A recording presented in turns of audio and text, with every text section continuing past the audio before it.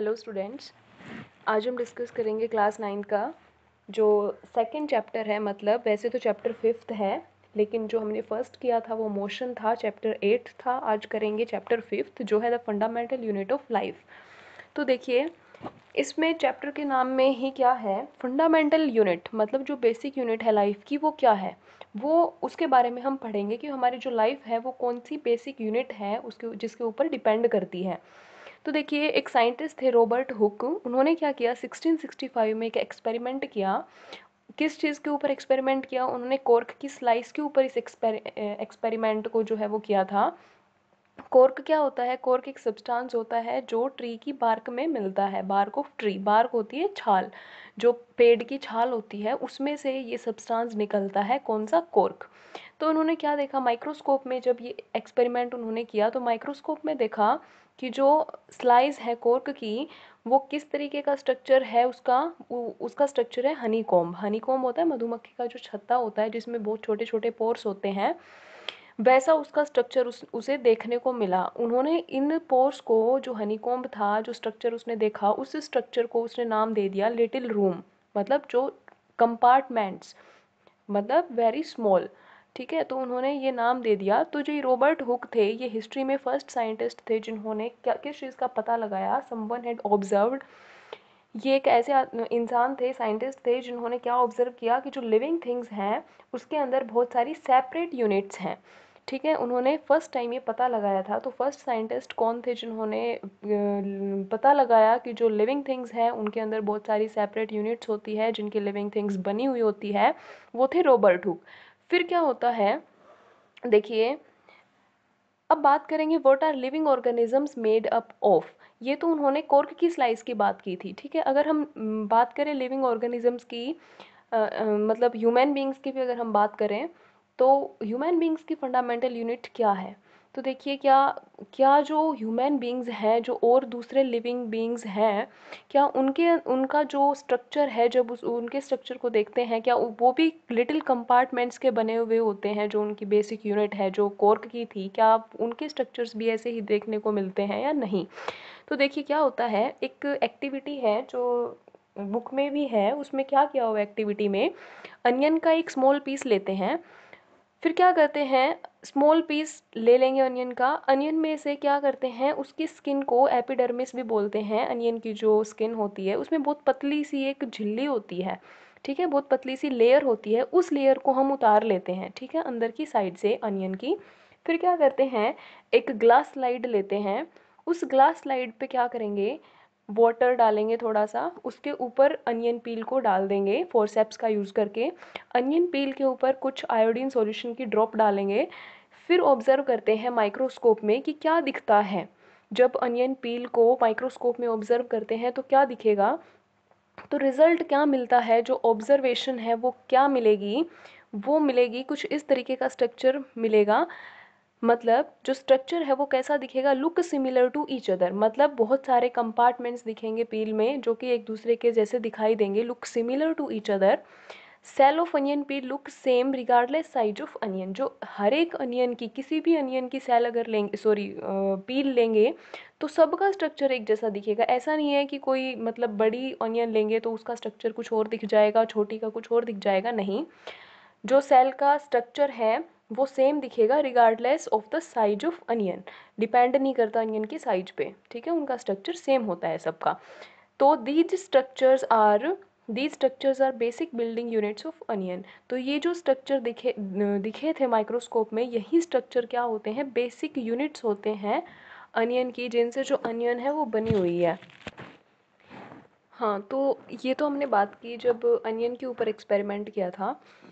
फिर देखो क्या होता है, माइक्रोस्कोपिक वर्ल्ड की जब शुरुआत होती है, मतलब जो मैग्नीफाइंग लेंसेज आए पहले, फिर उनसे माइक्रोस्कोप्स और ये कंपाउंड माइक्रोस्कोप, टेलीस्कोप, मतलब बहुत सारे जो माइक्रोस्कोपिक वर्ल्ड है उसकी इन्वेंशन होती है, डिस्कवरी होती है। और इस डिस्कवरी ने क्या किया, बहुत सारे ऐसे ऑर्गेनिजम्स के बारे में हमें जानकारी दी।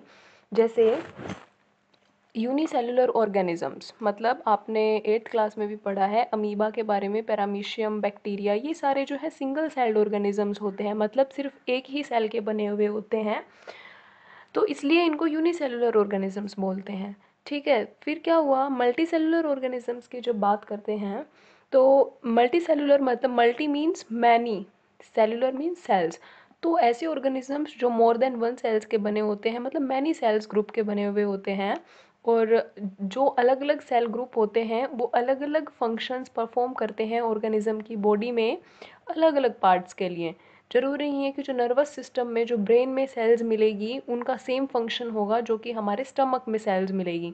मतलब क्या है कि अलग अलग फंक्शंस परफॉर्म करेगी अलग अलग cells according to their body parts. Multicellular की जब बात करते हैं, यूनिसेलुलर ऑर्गेनिजम्स सिंगल सेल के बने हुए होते हैं और उनकी भी जो सेल्स होती है, जैसे अमीबा है, अमीबा सिंगल सेलुलर है और इसमें क्या होता है, इसकी सेल जो है उसकी शेप चेंज होती रहती है, ज़रूरी नहीं है कि शेप फिक्स है उसकी। ठीक है, फिर देखो, perform different functions in organism for various body parts, वही चीज़ है, अलग अलग बॉडी पार्ट्स के लिए जो सेल्स हैं उनका फंक्शन भी अलग अलग होगा। Cells divide to produce cells. हाँ, फिर देखो क्या होता है, बहुत सारी सेल्स होती है मल्टी सेलुलर ऑर्गेनिज्म में, हमने देखा पढ़ा भी, लेकिन जो बहुत सारी सेल्स हैं वो बन कैसे रही है, तो वो जो सेल्स हैं वो एक एक ही सेल से बन रही है। पहले एक सेल होती है, उसी से वही सेल क्या होती है, डिवाइड होके दूसरी सेल्स बनाती है, फिर वो फर्दर डिवाइड होती जाती है और बहुत सारी सेल्स जो हैं वो जनरेट हो जाती है। तो मतलब जो सिंगल सेल जो सबसे पहले जो एग्जिस्ट करेगी, पहले जो सेल रहेगी, बाद में डिवाइड होकर जो नई सेल्स बनेगी, तो जो बाद में बनी है वो तो न्यू सेल्स हैं, लेकिन जो पहले जिससे टूट के वो बनी है वो सेल्स क्या है, प्री एग्जिस्टिंग सेल। क्या बोलते हैं उनको, प्री एग्जिस्टिंग सेल बोलते हैं, जो पहले से ही वहाँ पे एग्जिस्ट कर रही है, प्रेजेंट है। तो प्री एग्जिस्टिंग सेल से ही क्या होता है, जो मल्टी सेलुलर ऑर्गेनिजम्स हैं वो बनते हैं, उनकी जो सेल्स हैं वो बनती है।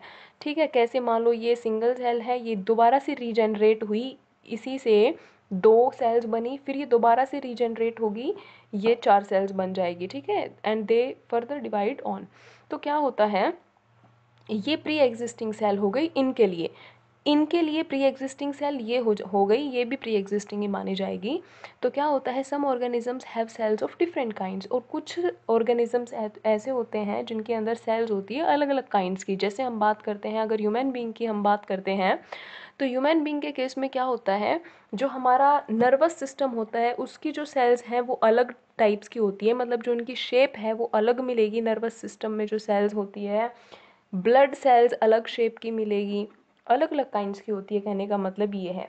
ठीक है, मसल सेल्स अलग टाइप्स की मिलेगी, अभी पढ़ेंगे हम नाइन्थ क्लास में ही, जो टिश्यू चैप्टर आएगा उसके अंदर देखो मसल सेल्स जो हैं, ऐसे ही फैट सेल्स।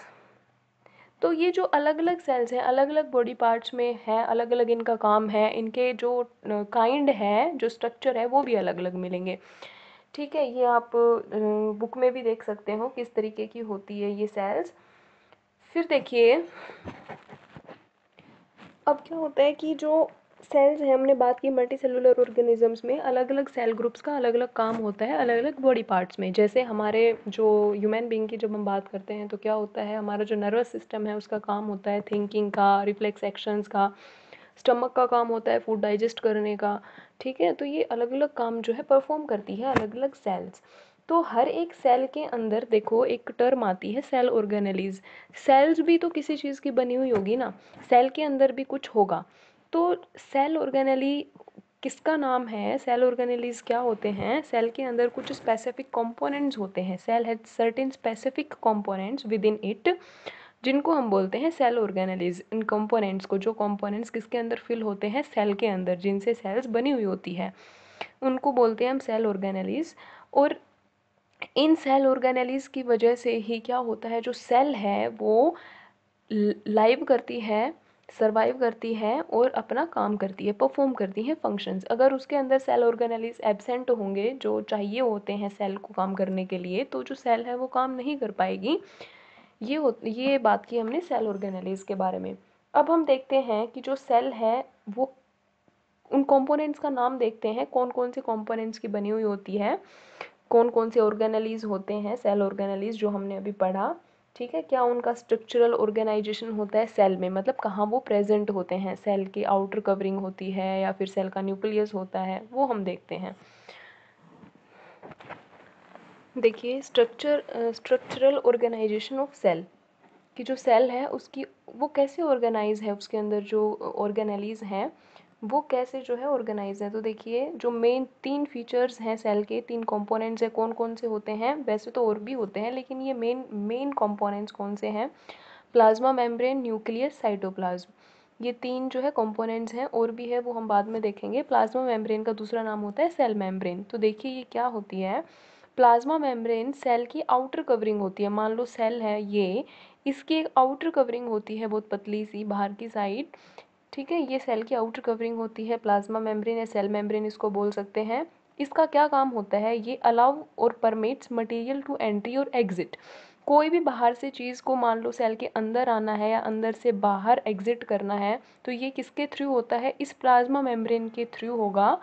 तो इसका क्या काम होता है प्लाज्मा मेम्ब्रेन का, कुछ भी मटेरियल को एंट्री या एग्जिट होना है सेल से, तो वो फंक्शन होता है प्लाज्मा मेम्ब्रेन का।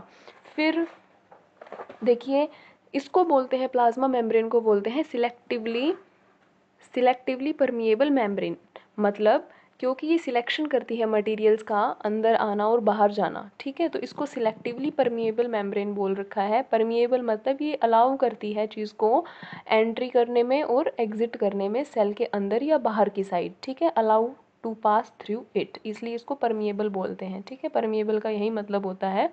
तो प्लाज्मा मेम्ब्रेन को क्या नाम दे देते हैं, सिलेक्टिवली परमिएबल मेम्ब्रेन इसको बोलते हैं। और इस मेम्ब्रेन के थ्रू ही क्या होता है, डिफ्यूज़न। डिफ्यूज़न एक प्रोसेस होता है, ठीक है, जो किससे होता है, होकर मतलब जाता है प्लाज्मा मेम्ब्रेन से। इस प्रोसेस में होता क्या है, ये क्या प्रोसेस होता है, देखो डिफ्यूज़न जब गैसेस फ्लो करती है, मतलब जैसे अगर हम अपनी बॉडी की बात करें तो हमारी बॉडी में तो CO2 और O2 की मेनली बात होती है, कार्बन डाइऑक्साइड एंड ऑक्सीजन, लेकिन और भी दूसरी गैसेज हो सकती है अगर हम वैसे बात करें किसी और चीज़ की।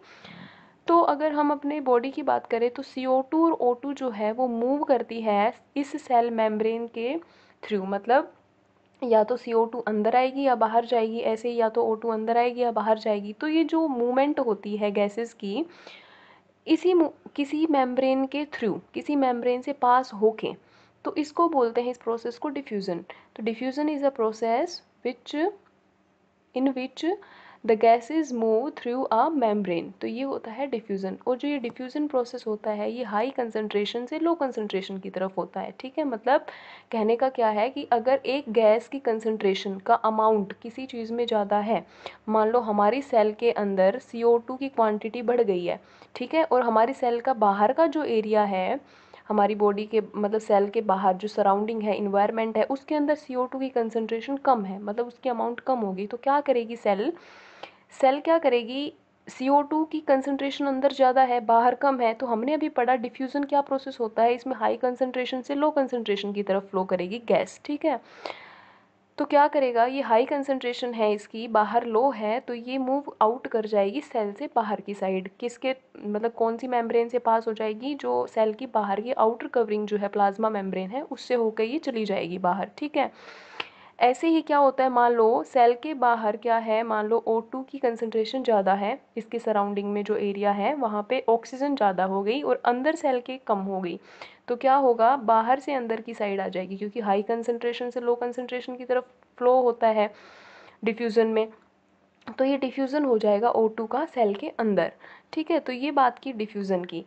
अब क्या आता है, अब कुछ टर्म्स करते हैं, जैसे हाइपोटोनिक सॉल्यूशन की बात करते हैं, आइसोटोनिक की बात करेंगे, हाइपरटोनिक की बात करेंगे। तो देखिए क्या होता है, ये तो हमने बात की डिफ्यूज़न की। डिफ्यूज़न में क्या होता है, किसका फ्लो होता है, गैसेस का। अब एक टर्म आती है ओस्मोसिस, जो डिफ्यूज़न की जैसी होती है, लेकिन इसमें डिफरेंस क्या होता है, इसमें वाटर का फ्लो होता है किसी भी सेमी परमिएबल मेम्ब्रेन से होते हुए। तो ओस्मोसिस एक प्रोसेस होता है जिसमें मूवमेंट होती है वाटर की किसी भी सेमी परमिएबल मेम्ब्रेन से के एक्रॉस, ठीक है। बीच में सेमी परमिएबल मेम्ब्रेन होगी, मान लो कोई भी मेम्ब्रेन है, इसके इधर कोई भी चीज़ मान लेते हैं, कोई भी कंपार्टमेंट है, इसके इधर कोई भी कंपार्टमेंट है, तो इस मेम्ब्रेन के थ्रू जो है या तो इधर जाएगा सब्सटेंस या यहाँ से यहाँ जाएगा। तो ये होता है ओस्मोसिस। तो हमारे सेल में क्या होता है, देखो मान लो हमारी इसमें भी जो फ्लो होता है वो कैसे होता है, हाई कंसनट्रेशन से लो कंसनट्रेशन की तरफ जाएगा। मान लो हमारी सेल है ये, ठीक है, सेल के बाहर वाटर की कंसनट्रेशन ज़्यादा हो गई, ठीक है, और सेल के अंदर कम होगी, तो क्या होगा, वाटर कैसे फ्लो करेगा, हाई कंसंट्रेशन से लो कंसंट्रेशन की तरफ, मतलब जो वाटर है वो अंदर आ जाएगा सेल के। तो उस केस में क्या होगा, इस ऐसे जो प्रोसेस है इसको बोलते हैं, जब वाटर बाहर से अंदर आ गया तो इसको बोलते हैं हाइपोटोनिक सॉल्यूशन। क्या बोलते हैं, हाइपोटोनिक, मतलब जो सेल है वो स्वेल अप हो जाएगी, मतलब फूल जाएगी, क्योंकि उसके अंदर कोई चीज़ आ गई। वाटर जो किसी भी चीज़ के अंदर एंट्री करता है तो वो चीज़ स्वेल अप ही होती है। तो ये तो हो गया हाइपोटोनिक सॉल्यूशन, जब वाटर गेन करती है सेल, सेल गेन वाटर, ठीक है। और वाटर कब गेन करेगी, जब उसकी सराउंडिंग में वाटर की जो कंसंट्रेशन है वो ज़्यादा होगी, उसके अंदर कम होगा, तो वाटर फ्लो कर जाएगा हाई कंसंट्रेशन से लो कंसंट्रेशन में, ठीक है। इसमें सेल जो है वो स्वेल अप होगी। सेकंड केस करते हैं, जब क्या होता है, मान लो सेल है, सेल के अंदर भी कंसंट्रेशन उतनी है, सेल के बाहर भी कंसंट्रेशन उतनी है, तो क्या होगा, कुछ नहीं होगा, कैंसिल आउट हो जाएगा। मतलब मान लो बाहर भी उतनी ही कंसंट्रेशन है, अंदर भी उतनी कंसंट्रेशन है, तो उतना ही वाटर जो है सेल मेम्ब्रेन के थ्रू बाहर जाएगा, उतना ही अंदर आएगा, तो कोई फ़र्क नहीं पड़ेगा। तो ऐसे सॉल्यूशन को बोलते हैं, क्या बोलते हैं, आइसोटोनिक सॉल्यूशन। क्या बोलते हैं, आइसोटोनिक सॉल्यूशन।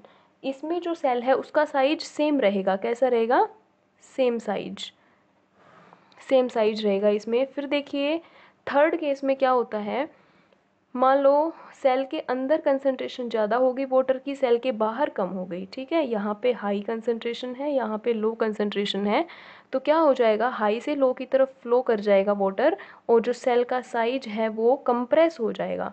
क्या हो जाएगा, कंप्रेस हो जाएगा। और ऐसे सॉल्यूशन को क्या बोलते हैं हम, हाइपर टोनिक सॉल्यूशन। क्या बोलते हैं, हाइपरटोनिक सॉल्यूशन, ठीक है।